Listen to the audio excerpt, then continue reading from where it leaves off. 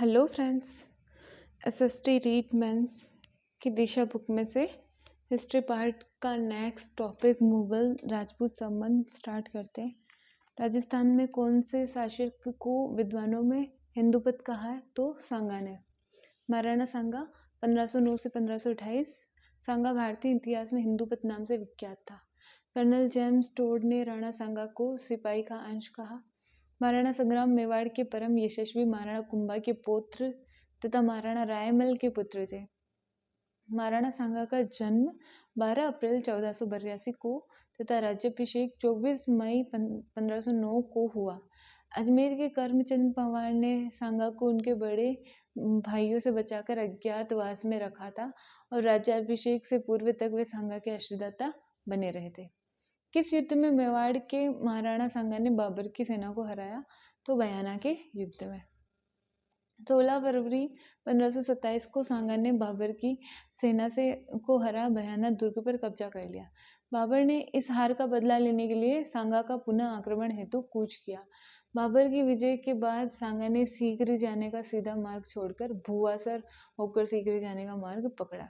वह भुआसर में लगभग 1 माह तक ठहरा रहा, लेकिन इससे बाबर के खानवा के मैदान में उपयुक्त स्थान पर पड़ाव डालने और उचित सैन्य संचालन का समय मिल गया। राणा सांगा और बाबर के मध्य खानवा का युद्ध कब लड़ा गया? तो ये लड़ा गया अपने 17 मार्च 1527 को।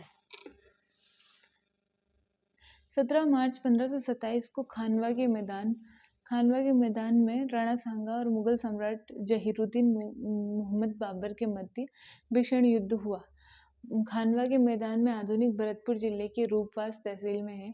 खानवा के युद्ध में राणा की सेना में अफगान सुल्तान महमूद लोदी और मेव शासक हसन खां मेवाती, मारवाड़ के राव गांगा का पुत्र मालदेव, बीकानेर का राव जैतसिंह का पुत्र कुंवर कल्याणमल और आमेर का राजा पृथ्वीराज, ईडर का राजा भारमल, मेवाड़ का रायमल राठौड़, रायसेन की सलहदी तंवर। अंतिम समय पर समर्थन वापस ले लिया था इन्होंने। चंदेरी का मैदिनी राय, नागौर का खाना जादा और सिरोही का अखिराज, वांगड़ डूंगरपुर का रावल उदय सिंह, सलुम्बर का रावत रतन सिंह, विरमदेव मेड़तिया, देवलिया के रावत बाघ सिंह, नरबद हाड़ा, वीर सिंह देव, गोकुलदास परमार, जाला अंचा आदि सम्मिलित थे। राणा सांगा ने खानवा के युद्ध में से पहले पाती परवन की राजपूत परंपरा को पुनर्जीवित करके राजस्थान के प्रत्येक सरदार को अपनी ओर से युद्ध में शामिल होने का निमंत्रण दिया था। सांगा अंतिम हिंदू राजा थे जिसने सेनापतित्व में सब राजपूत जातियां विदेशियों को भारत से निकालने के लिए सम्मिलित हुई। इनमें से कौन से राजपूत सरदार खानवा के युद्ध में बाबर के विरुद्ध राणा सांगा के पक्ष में लड़े थे? तो इनमें थे एक तो राणा भारमल और एक विरम सिंह मेड़तिया। निम्नलिखित में से कौन खानवा के युद्ध में राणा सांगा के पक्ष में लड़े थे? विरुद्ध तो भारमल और विरमदेव मेड़तिया ना, और पक्ष में कौन लड़े? तो पक्ष में महमूद लोदी, हसन खां, मालदेव व मेदिनी राय लड़े थे। रावत जग्गा और रावत बाग किस शासक के सरदार थे? तो ये दोनों थे राणा सांगा के सरदार।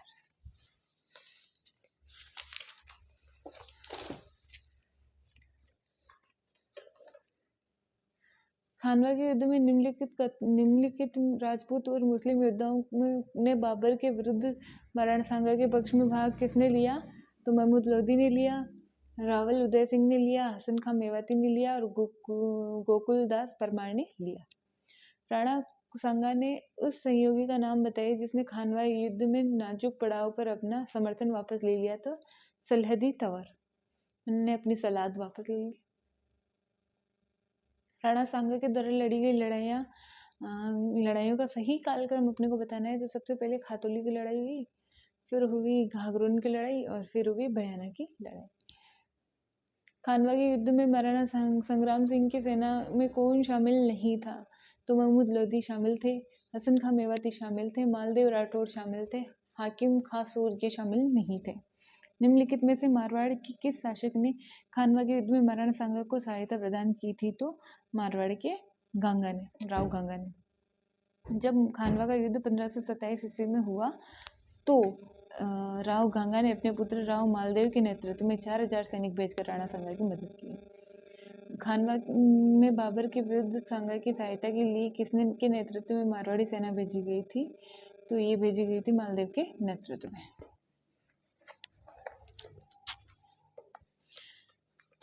किस राजपूत सरदार ने खानवा के युद्ध में राणा सांगा के घायल हो जाने के बाद उनका राज चिन्ह धारण करके युद्ध जारी रखा था? झाला अज्जा ने। खानवा युद्ध के दौरान राणा सांगा के सिर पर एक तीर लगा जिससे वे मूर्छित हो गए।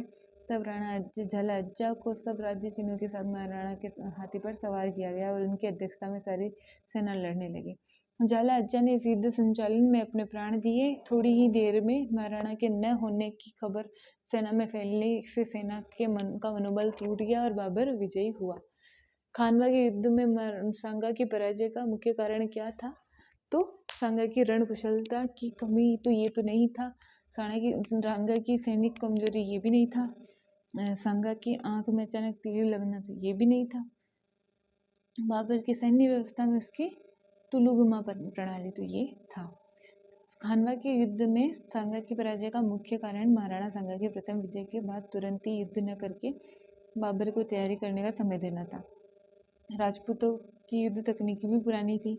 अब वे बाबर के युद्ध की नवीन व्यूह रचना तुलुगमा पद्धति से अनभिज्ञ थे। बाबर की सेना के पास तोपें और बंदूकें थी जिससे राजपूत सेना की बड़ी भारी हानि हुई थी। रायसेन के सल्हदी तंवर व नागौर के खानजादा युद्ध के अंतिम दौर में सांगा का साथ छोड़कर बाबर के साथ जा मिले। महाराणा सांगा के मृत शरीर का दाह संस्कार किस स्थान पर किया गया? तो मांडलगढ़ में। 30 जनवरी 1528 को उनकी मृत्यु हो जाने पर उनका शव कालपी से मांडलगढ़ समाधि स्थल ले जाकर अंतिम संस्कार किया गया। राणा सांगा की मृत्यु कब हुई? तो 30 जनवरी 1528 को। राणा सांगा की मृत्यु के बाद कौन मेवाड़ का शासक बना? तो राणा रतन सिंह। राणा सांगा की मृत्यु के बाद रतन सिंह 1528 से 1531 ईस्वी, उसके पश्चात राणा विक्रमादित्य मेवाड़ का शासक बना। 1531 में राणा रतन सिंह और सूरजमल हाड़ा दोनों अहेरिया उत्सव आखेट खेलते खेलते आपस में झगड़ पड़े और दोनों आपस में मारे गए। अक्टूबर 1567 में अकबर द्वारा चित्तौड़ दुर्ग पर गिराव के समय मेवाड़ का महाराणा उदय सिंह था। उदय सिंह 1537 से 1572 के शासनकाल में अकबर ने चित्तौड़ पर आक्रमण 12 अक्टूबर 1567 में किया। उदय सिंह ने मांडू के सुल्तान बाज बहादुर को ऐसे समय शरण दी जब अकबर उसे शासन छीनने की कोशिश कर रहा था। उदय सिंह चित्तौड़ का भार जयमल और पत्ता को छोड़कर स्वयं उदयपुर के मोर्चे पर मोर्चा लगाया। अकबर का चित्तौड़ घेरा काफी लंबा चला, लेकिन बदकिस्मती से एक दिन रात को दीवार की मरम्मत करते समय जयमल अकबर की संग्राम नामक बंदूक की गोली से मारा गया।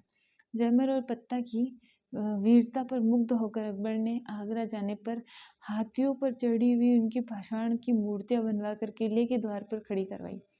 25 फरवरी 1568 में अकबर का चित्तौड़ पर अधिकार हो गया और चित्तौड़ दुर्ग का तृतीय शाखा, ये चित्तौड़ दुर्ग का तृतीय शाखा था, पर ये मूर्तियां थी ना, औरंगजेब ने तुड़वा दी थी बाद में। अकबर ने चित्तौड़ के दुर्ग पर अधिकार कब किया? तो 25 फरवरी 1568। किस किले को जीतने के क्रम में अकबर को जयमल और पत्ता के प्रबल प्रतिरोध का सामना करना पड़ा था? तो चित्तौड़ के किले को। चित्तौड़ का तीसरा शाखा कब हुआ? तो 1568 में अकबर के समय। मेवाड़ के उस महाराणा का नामोल्लेख कीजिए जिसमें मालवा के शासक बाज बहादुर को शरण प्रदान की थी। तो वो थे उदय सिंह। महाराणा प्रताप की जन्मस्थली कुंभलगढ़। उदय सिंह की रानी जयवंताबाई पाली नरेश अखिराज सोनेग्रा की पुत्री की कोख से महाराणा प्रताप का जन्म 9 मई 1540 को ज्येष्ठ शुक्ल तृतीया विक्रमी संवत 1597 में रविवार को कुंभलगढ़ के प्रसिद्ध बादल महल की जूनी कचहरी में हुआ। इनके बचपन का नाम कीका या कुका था। शासक बनने से पहले कौन कीका के नाम से जाना जाता था? तो महाराणा प्रताप। महाराणा प्रताप का जन्म किस वर्ष में हुआ था? तो 9 मई 1540 या 1597, संवत 1597, 9 मई 1540। महाराणा प्रताप का राज्याभिषेक सर्वप्रथम हुआ तो वो हुआ था घोगुंदा में।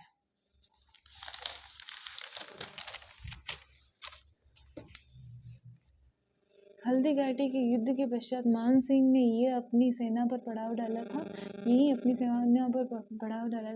महाराणा उदय सिंह के अग्नि संस्कार के पश्चात महाराणा प्रताप का राजतिलक गोगुंदा की महादेव पहाड़ी पर राणा प्रताप का 32 वर्ष की आयु में और 28 फरवरी 1572 को राज्याभिषेक किया गया। जहां आज तक एक छोटी छतरी बनी हुई है, ज्ञातव्य है कि महाराणा प्रताप का विधिवत राजतिलक कुंभलगढ़ में हुआ। महाराणा प्रताप ने किस वर्ष मेवाड़ राज्य की राजगद्दी संभाली? तो 1572 में। अकबर द्वारा महाराणा प्रताप से बातचीत हेतु भेजे गए दूतों का सही क्रम क्या है? तो पहले जलाल खां भेजा, पहले मुस्लिम ही भेजा, फिर हिंदू भेजे सारे, फिर मान सिंह भेजा, फिर उनके पिता को बाद में भेजा, फिर लास्ट में टोटल होगा। मेवाड़ के इस शासन को अपनी अधीनस्थता में लाने के लिए अकबर ने निम्नलिखित प्रस्ताव भेजे। पहला संधि प्रस्ताव सितंबर 1572 में जलाल खां खलजी के नेतृत्व में 1572 में है ना, सितंबर 1572 और आरबीसी के अनुसार नवंबर 1572। दूसरा जून 1573 में कुंवर मानसिंह के नेतृत्व में। तीसरा अक्टूबर 1573 में भगवान दास के नेतृत्व में। चौथा दिसंबर 1573 में टोडरमल के नेतृत्व में भेजे।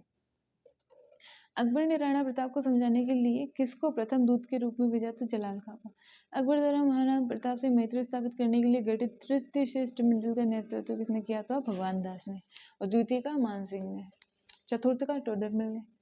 अकबर को किसको शिष्टमंडल का अंतिम नेतृत्व करने के लिए प्रताप के पास भेजा ताकि शांतिपूर्ण अधीनता स्वीकार कर ले? तो टोडरमल को। निम्नलिखित में से कौन सा साक्ष्य हल्दी घाटी के युद्ध में महाराणा प्रताप को विजयी मानता है? तो राज प्रकाश, राज प्रशस्ति, जगदीश मंदिर प्रशस्ति सभी मानते हैं।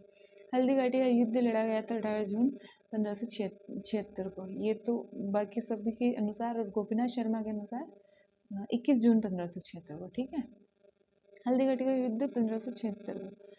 18 जून 1576 को विक्रमी संवत 1633 में द्वितीय ज्येष्ठ सुदी है ना, और 21 जून 1576 के स्रोत हिंदी ग्रंथ अकादमी की पुस्तक, राजस्थान सरकार द्वारा प्रकाशन और गोपीनाथ शर्मा की पुस्तक राजस्थान के इतिहास के अनुसार। ये युद्ध हल्दी घाटी के दर्रे से बाहर बनास नदी के निकट खमनोर राजसमंद में हुआ। इस युद्ध में प्रताप की पराजय हुए परंतु वे बंदी नहीं बनाया जा सका, लेकिन राजस्थान सरकार द्वारा दावा दिया गया है कि हल्दी घाटी के युद्ध में अकबर की नई वर्ण महाराणा प्रताप की जय हुई थी। इसके पीछे सरकार ने राजस्थान विद्यापीठ विश्वविद्यालय में उदयपुर में मीरा महाविद्यालय के प्रोफेसर इतिहासकार डॉक्टर चंद्रशेखर शर्मा की शोध का हवाला दिया है। उनके अनुसार युद्ध के बाद अगले 1 साल तक महाराणा प्रताप ने हल्दी घाटी के आसपास के गांवों की जमीनों के पट्टे ताम्रपत्र के रूप में जारी किए थे। जमीनों के पट्टे जारी करने का अधिकार केवल राजा का था। इस युद्ध का वर्णन युद्ध में एकमात्र उपस्थित इतिहासकार बदायूनी ने मुंतक उप तवारीख में किया। हल्दी घाटी के युद्ध का विस्तृत जानकारी अब्दुल कादिर बदायूनी ने किस ग्रंथ में दी? तो मुंतखब उत तवारीख में। निम्नलिखित में से कौन सा राजपूत सरदार हल्दी घाटी के युद्ध में राणा प्रताप के पक्ष में लड़े थे? तो राम सिंह तंवर, राम साहा ये तो लड़े थे, बिद्दा जाला ये भी लड़े थे, रावत कृष्ण सिंह झुंडावत ये भी लड़े थे, और माधो सिंह कच्चावा और अशोक परमार ये दोनों नहीं लड़े थे। ठीक है, हल्दी घाटी युद्ध। महाराणा प्रताप का सेना का जनरल प्रताप था और प्रताप की सेना का कमांडर मुस्लिम सेनापति हकीम का सूरी था। हरावल भाग का नेतृत्व, हरावल जो आगे रहता है सबसे, सलुम्बर का चुंडावत कृष्णदास और ग्वालियर राजा रामशाह तोमर या तंवर व उसके 3 पुत्र शालीवाहन, भवानी सिंह और प्रताप सिंह। और सादड़ी जला पिता, सरदारगढ़ का भीम सिंह, देवगढ़ का रावत सांगा, जला मानसिंह तित्ता भील नेता पुंजा भील के चंदावल भाग का नेतृत्व किया। पुरोहित गोपीनाथ चरण जैसा जयमल मेड़तिया प्रताप के चंदावल दस्ते में शामिल थे। चंदावल जो बीच में होता है, छुपा हुआ, बीच में पीछे होता है चंदावल। अकबर की सेना का जनरल आसफ खां था। अकबर के सेना के कमांडर मुगल सूबेदार मानसिंह व जगन्नाथ कच्छावा थे। माधो सिंह कच्छावा, राणा प्रताप के भाई जगमाल, शक्ति सिंह व सगर। मुस्लिम सेना में हरावल सेना का सबसे आगे वाला भाग का नेतृत्व सैयद हाशिम कर रहा था। उसके साथ मोहम्मद बादक्षी ड्रकी, राजा जगन्नाथ और आसफ खान थे। हल्दीघाटी के युद्ध में मुगल सम्राट अकबर का सेना का नेतृत्व किसने किया था? तो मानसिंह फर्स्ट ने। हल्दीघाटी के युद्ध में महाराणा प्रताप के साथ एकमात्र मुस्लिम पठान सेनानायक सरदार कौन थे? तो वो थे हकीम खां सूर। हल्दीघाटी के युद्ध में महाराणा प्रताप की भील सेना का कमांडर कौन था? तो राणा पंजा। कौन हल्दीघाटी के युद्ध में महाराणा प्रताप के चंदावल दस्ते में शामिल था? तो पुरोहित गोपीनाथ शामिल थे, राणा पुंजा शामिल थे, जयमल मेहता शामिल थे और कृष्णदास चंदावत शामिल थे। हकीम खां वो आगे हरावल में थे। ठीक है। हल्दीघाटी के युद्ध को किस विद्वान ने खमनोर का युद्ध कहा? तो अबुल फजल ने।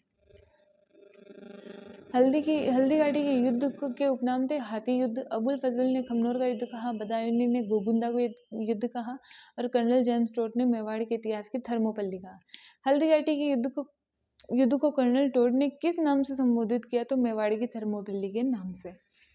हल्दीघाटी के युद्ध की बदायूनी ने किस नाम से संबोधित किया? तो गोगुंदा के युद्ध से। महाराणा प्रताप के हाथी का नाम क्या था? तो राम प्रसाद।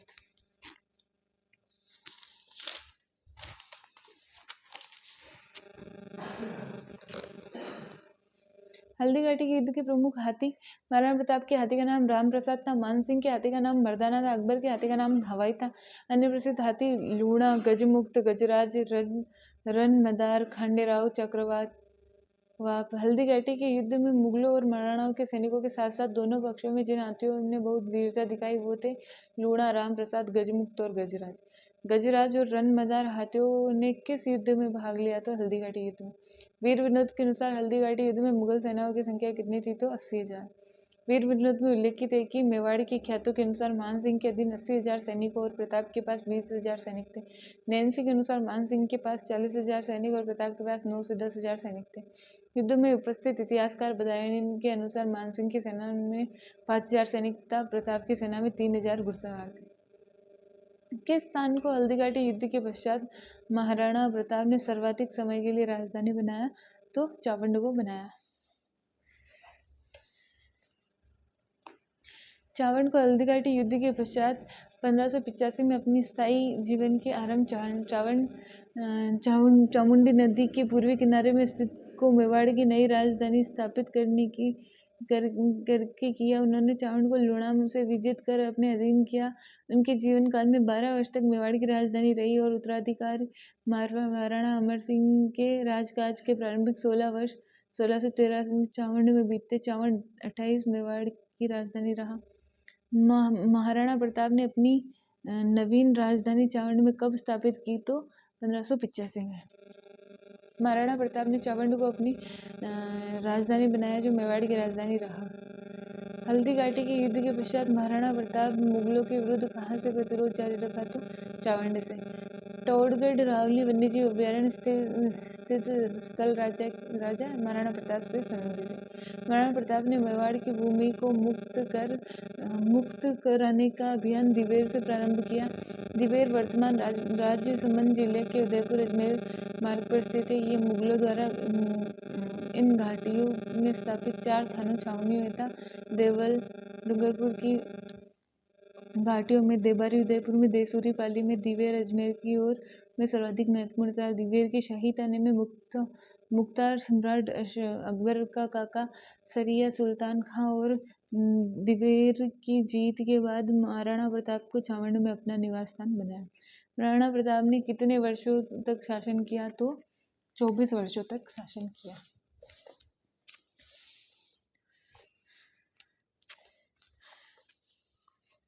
महाराणा प्रताप 1572 से 1597 ईस्वी में महाराणा प्रताप 28 फरवरी 1572 में मेवाड़ के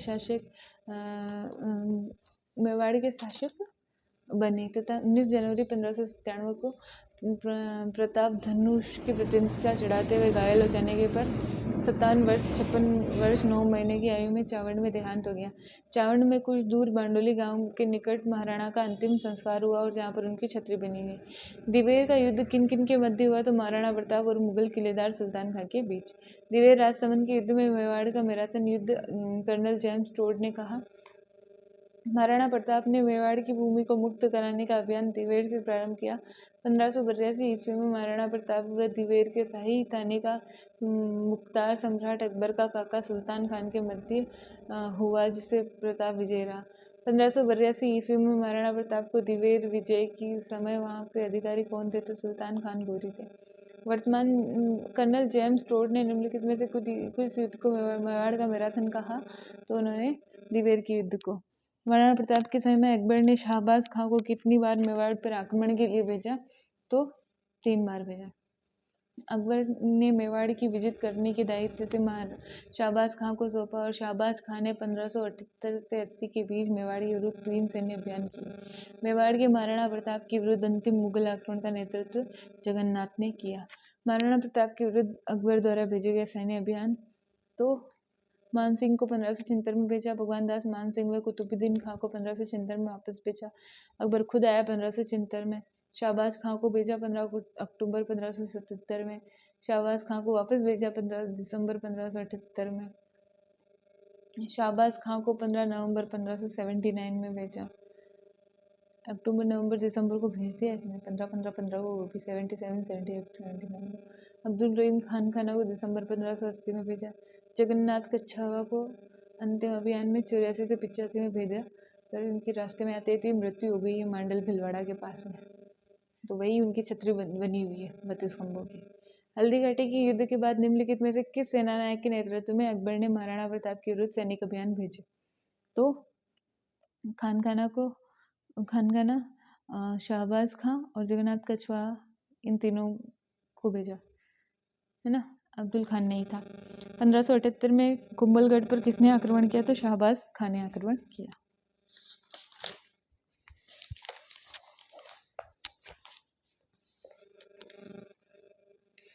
कुंभलगढ़ का युद्ध 1578 ईस्वी में। हल्दी घाटी के युद्ध के बाद राणा प्रताप ने कुंभलगढ़ को अपना केंद्र बनाया और मुगल स्थानों पर आक्रमण करना शुरू किया। इससे क्रुद्ध होकर अकबर ने 1577 ईस्वी में शाहबाज खां के नेतृत्व में एक सेना मेवाड़ की ओर भेजी। शाहबाज खां ने 1578 में कुंभलगढ़ पर आक्रमण किया। लंबे समय तक उसने कुंभलगढ़ पर आक्रमण जारी रखा। रसद की कमी होने पर प्रताप किले में भार मानसिंह सोनग्रा को सौंपकर पहाड़ों की ओर निकल गया। अंत में भीषण संघर्ष के बाद 3 अप्रैल 1578 को शाहबाज खां ने कुंभलगढ़ दुर्ग पर अधिकार कर लिया। वर्ष 1578 से 1579 में शाहबाज खां ने 2 बार और मेवाड़ पर आक्रमण किया, लेकिन वह असफल रहा। 1580 में अकबर ने अब्दुल रहीम खान खाना को मेवाड़ भेजा, लेकिन वह भी सफल नहीं हो सका। राणा प्रताप और अकबर के मध्य संघर्ष से संबंधित कथनों में सत्य क्या है? तो सत्य है, अकबर ने राणा प्रताप के सौतेले भाई जगमाल को प्रलोभित करके जहाजपुर की जागीर प्रदान की, तो ये सत्य है। मानसिंह के चले जाने के पश्चात राणा प्रताप ने गोगुंदा को पुनः हस्तगत कर लिया, तो सही है। राणा प्रताप ने ईडर के नारायण दास को अकबर के विरुद्ध विद्रोह करने के लिए उकसाया, तो ये भी सही है। राणा प्रताप को पकड़ने का अंतिम असफल प्रयास 1584-85 में छेड़ा गया, जब जगन्नाथ कछवाहा को एक बड़ी सैन्य टुकड़ी के साथ भेजा गया, तो ये भी सही है। महाराणा उदय सिंह ने अपनी दूसरी पत्नी व प्रिय रानी जैसलमेर के भाटी राजवंश की पुत्री धीरबाई से उत्पन्न पुत्र जगमाल को अपना उत्तराधिकारी नियुक्त किया, जबकि प्रताप सबसे बड़े और योग्य पुत्र थे। महाराणा उदय सिंह के देहावसान 28 फरवरी 1572 को हो गया। उदय सिंह की मृत्यु के बाद जगमाल को राजगद्दी पर बैठा दिया गया, लेकिन जालोर के अखेराज वह ग्वालियर के राम सिंह ने इसका विरोध किया और गद्दी पर बैठे जगमाल को हटा दिया। इस पर जगमाल अप्रसन्न होकर अकबर के पास पहुंचा, जिसमें उसे पहले जहाजपुर और फिर आंधी की जहागीर दे दी गई। हल्दी घाटी का युद्ध इतना अनिर्णित रहा कि 4 महीने बाद ही स्वयं अकबर को यहाँ आना पड़ा। 13 अक्टूबर 1576 में अकबर ने स्वयं अजमेर से मेवाड़ पर चढ़ाई आरंभ की। अकबर सेना सहित गोगुंदा पहुंचा, परंतु महाराणा प्रताप वहां से पहाड़ों की ओर चले गए। नवंबर के अंत तक अकबर मेवाड़ में रहा, लेकिन वह प्रताप को नहीं पकड़ सका। अकबर के जाने के बाद प्रताप ने मुगल सेना नायक की मां को मारकर गोगुंदा पर पुनः कब्जा कर लिया। अकबर ने आमेर के राजा भारमल के छोटे पुत्र जगन्नाथ कच्छवाहा के नेतृत्व में 5 दिसंबर 1584 को एक विशाल सेना मेवाड़ के विरुद्ध रवाना की, लेकिन जगन्नाथ को भी कोई सफलता नहीं मिली। ये अकबर का प्रताप के विरुद्ध अंतिम अभियान था। अब अकबर मेवाड़ के मामले में इतना निराश हो चुका था कि वह छुटपुट कार्रवाई उसे निरर्थक लगी और बड़े अभियान के लिए वह अवकाश नहीं निकाल सका। 1586 से 1596 तक 10 वर्ष की सुदीर्घ अवधि में प्रताप की जहाँ का तहाँ छोड़ दिया गया। इसे अघोषित संधि कहा जा सकता है अथवा अपनी विशेषता की अकबर द्वारा परोक्ष स्वीकृति। अतः सर टॉमस रो ने कहा है कि बादशाह ने मेवाड़ के राणा को आपस के समझौते के अधीन किया था, न कि बल से। बादशाह ने मेवाड़ के राणा को आपस के समझौते के अधीन किया था, न कि बल से। ये कथन किसका है? तो सर टॉमस रो का। सन 1576 के युद्ध के बाद अकबर ने उदयपुर का प्रशासन किसे सौंपा? तो आमेर के जगन्नाथ कच्छावा को। महाराणा प्रताप ने किस सौतेले भाई ने अकबर ने जहांगीर की जागीर प्रदान की थी? तो जगमाल को। सूत्रधार मंडन द्वारा निर्मित किसकी रचना नहीं की गई? तो व्याख्या देखते हैं। व्यवहार देश के रचयिता चक्रपाणि मिश्र और वास्तु मंजरी की रचयिता मंडन के भाई नाथा थे। महाराणा प्रताप के दरबारी विद्वान जिसने मुहूर्तमाला ग्रंथ की रचना की थी वो थे चक्रपाणि मिश्र। महाराणा प्रताप के काल में रचित ग्रंथ चक्रपाणि मिश्र विश्व वल्लभ 9 अध्याय ज्ञान विज्ञान विषय और मुहूर्तमाला राजाभिषेक पद्धति और व्यवहारादर्श। जैन मुनि हेम रतन सूरी गोरा बादल पद्मिनी चरित्र चौपाई सीता चौपाई महिपाल चौपाई अमर कुमार चौपाई लीलावती हेम रतन चौपाई। कवि दूरसाड़ा ने प्रताप पर विरुद्ध छतहरी और चारण कवि माला सांधु का झूलना लिखे। महाराणा प्रताप की मृत्यु के पश्चात निम्न में से कौन सा राजपूत मेवाड़ का शासक बना? तो अमर सिंह। अमर सिंह प्रथम 1597 से 1620 में 19 जनवरी 1597 को महाराणा प्रताप की मृत्यु के बाद उसका पुत्र अमर सिंह मेवाड़ की राजगद्दी पर बैठा। 1597 से 1605 तक अमर सिंह प्रथम ने अकबर के संघर्ष तथा 1605 से 1615 तक जहांगीर के संघर्ष के लिए 5 फरवरी 1615 में जहांगीर से संधि कर ली। अमर सिंह मुगलों से संधि करने वाला मेवाड़ का प्रथम शासक था। संधि वार्ता के लिए मुगलों की ओर से सिराजी और सुंदरदास और राणा की ओर से मुल्ला शुक्रल्लाह हरिदास झाला और शुभ कर्ण सम्मिलित हुए। वार्ता दल ने आसान शर्तों पर एक संधि मसौदा तैयार किया जिसे मुगल मेवाड़ संधि कहते हैं। किसके शासनकाल में मुगल और मेवाड़ के महाराणा के मध्य चित्तौड़ में संधि हुई? तो जहांगीर के शासनकाल में। निम्नलिखित में से किस मेवाड़ के शासक ने चित्तौड़गढ़ किले की मरम्मत करवाई थी? तो महाराणा जगत सिंह ने करवाई थी। जगत सिंह प्रथम 1628 से 1652 ईस्वी।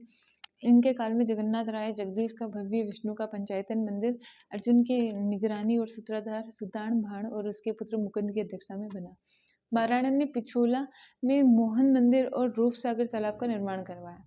जग मंदिर में जनाना महल आदि बनवाकर कर उसका नाम अपने नाम पर जग मंदिर रखा। इन्होंने चित्तौड़ दुर्ग की मरम्मत करवाकर अपने गोवंश गौरव के प्रतीक को बचाए रखने की ख्याति अर्जित की। 1657 ईस्वी में मुगल उत्तराधिकारी संघर्ष में मेवाड़ के किस महाराणा ने औरंगजेब से सहायता प्रदान करने का प्रयास किया था? तो राज सिंह ने। राज सिंह 1652 से 1680। महाराणा जगत सिंह की मृत्यु के बाद 10 अक्टूबर 1652 को राज सिंह मेवाड़ का शासक बना। 1657 में जब मुगल उत्तराधिकार का युद्ध चल रहा था, राज सिंह ने टीका दौड़ के बहाने बाहरी क्षेत्रों में धावे बोले। अनेक स्थानों को लूटते हुए जब वह खरी नदी के निकट पहुंचा तो दारा को सहायता के लिए पत्र मिला। राज सिंह स्थिति को भांपते हुए दारा को कहलवा दिया कि मेरे लिए तो सभी राजकुमार बराबर है। इसी का परिणाम है कि औरंगजेब ने शासक बनते ही राज सिंह का पद और स्तर बढ़ाया। कौन सा शासक महाराणा जगत सिंह के पश्चात मेवाड़ की गद्दी पर बैठ गया? तो महाराणा राज सिंह। 17वीं शताब्दी के सिसोदिया राठौर गठबंधन में मेवाड़ का शासक कौन था? तो महाराणा राज सिंह प्रथम।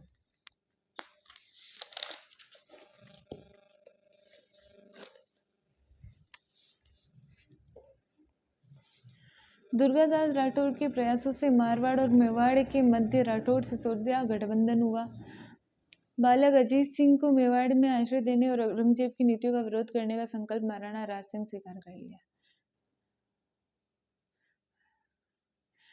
किस राजपूत शासक ने विजय कटकातु की उपाधि धारण की थी?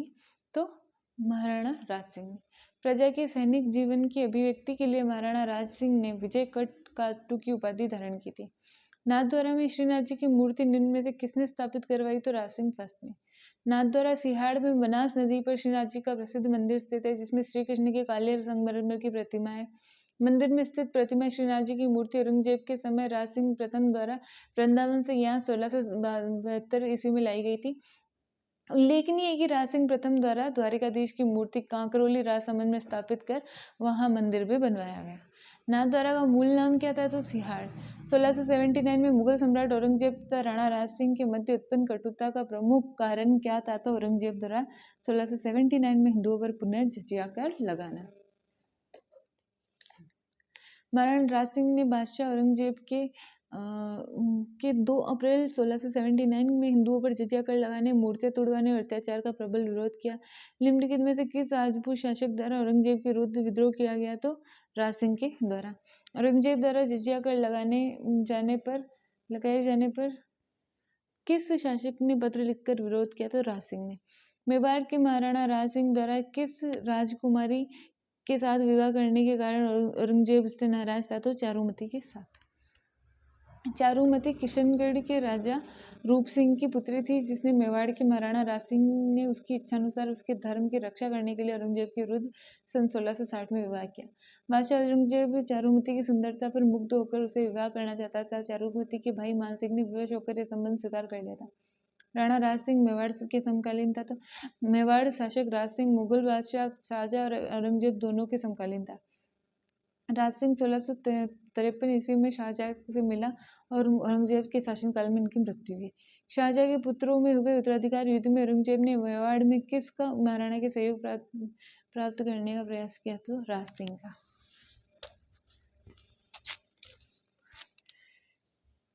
राणा राज सिंह जब मेवाड़ के शासक बने तो तब 1657 में जब मुगल उत्तराधिकार के युद्ध चल रहा था, दारा की सहायता न करने पर औरंगजेब ने शासक बनते ही राज सिंह का पद और स्तर बढ़ाया।